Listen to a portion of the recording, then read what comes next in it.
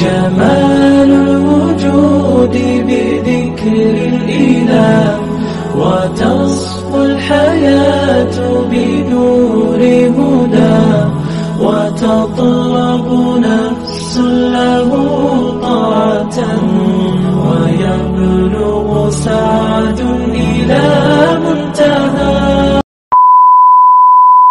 Assalamualaikum and hello everyone, this is Ali Kram Nahin and welcome to my channel and Facebook page.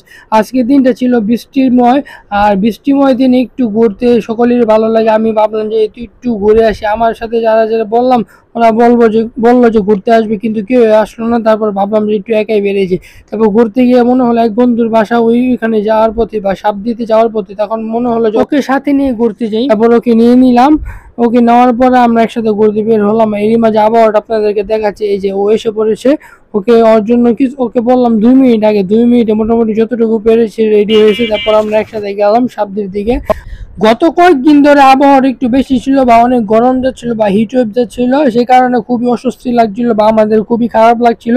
আর আজকে বৃষ্টি হওয়ার কারণে আবহাওয়াটা অনেক কয়েক ডিগ্রি সেলসিয়াস তাপমাত্রা তাৎক্ষণিক কমে গিয়েছে। আর বৃষ্টি হওয়ার কারণে আবহাওয়াটাও যেমন সুন্দর লাগে, পরিবেশটাও সুন্দর হয়ে যায়, ঘোরার জন্য উপযুক্ত হয়ে যায় বা মানুষের বসবাসের উপযুক্ত হয়ে যায়।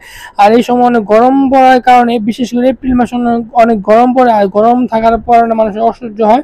আর বৃষ্টি হওয়ার কারণে একটা আল্লাহর রহমত পড়েছে, এখানে আমরা আরামে ঘুরতে পেরেছি। আর বৃষ্টি হওয়ার কারণে নদীতে যে সাবদি নদীর যেখানে অংশটা ব্রহ্মপুত্র, সেখানে খুবই সুন্দর পরিবেশ লাগে বা খুবই সুন্দর আবহাওয়া লাগে।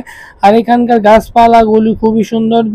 রাস্তার দুই পাশে ভিড়, আর এই ধরনের রাস্তা আমার কাছে খুবই ভালো লাগে, যেহেতু এই ধরনের রাস্তার সাথে আমরা ইউজ টু নই বা এখানে আমাদের রাস্তাগুলো এরকম থাকে না শহরের রাস্তাগুলো। আর সেই কারণে যেহেতু একদিন ঘুরতে এসেছি, আমার কাছে খুবই ভালো লেগেছে। আর এখানে সাবদি পার্কে যে দোলনাটা সেটা দেখা যাচ্ছিল। সাবদিতে আসলে মানুষের যে জিনিসটা খুবই সবচেয়ে আকর্ষণীয় জায়গা লাগে সেটা হলো গিয়ে ব্রহ্মপুত্র নদটা, আর পাশে যে সরিষা ফুল যখন শীতকাল থাকে। আর অনেকে এই সময়টাতে নৌকা করে ঘুরে, আর যেহেতু আমরা রিক্সা করে এসেছি আর নৌকাতে ঘোরার সময় নেই। এখানে এসে কিছুক্ষণ বসলাম। খুবই অপরূপ সুন্দর জায়গা। সুবহানাল্লাহ, আল্লাহ তাআলার কি সুন্দর সৃষ্টি। এই নদীটা দেখে আমার খুবই ভালো লাগে। আর যখন এই জায়গাটায় আসি আমার খুবই ভালো লাগে। এখানে এসে বসলাম আর কিছুক্ষণ অবস্থান নিলাম। আমার বন্ধু একটু ভালো ভিডিও করতে পারে, ও বলল যে এই পোজে ভিডিও করো বা এভাবে ক্লিপস নিয়ে নাও।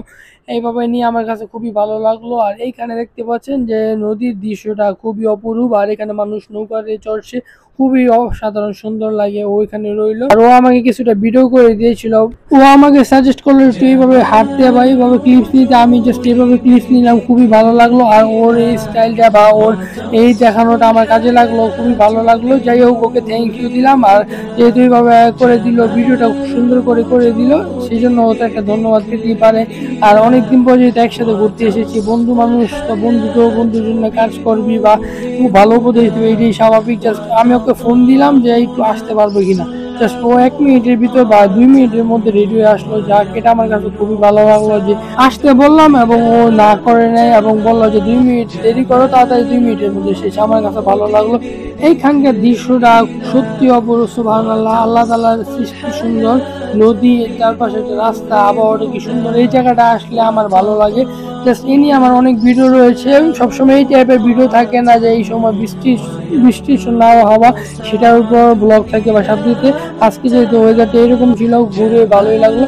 যাই হোক, এখানে ও একটু ক্লিপস নিচ্ছিল বারবার, বিভিন্ন পোস্ট থেকে বিভিন্ন অ্যাঙ্গেল থেকে ক্লিপ নিচ্ছিল। তারপরে এখানে আমরা একটু বসলাম। এখানে আমি ওর সাথে কিছুটা ভিডিও করলাম, আর করতে করতে ভালোই লাগলো। আমি নগণ্য সাধারণ একটা মানুষ, আমাদের জন্য আপনারা দোয়া করবেন। আমার কথা, বিশেষ করে আমার কথায় যদি আপনাদের কোনো ভুল হয়ে থাকে বা কোনো কষ্ট পেয়ে থাকেন, আমাদেরকে ক্ষমা করবেন বা ক্ষমা সুন্দর দৃষ্টিতে থাকবেন।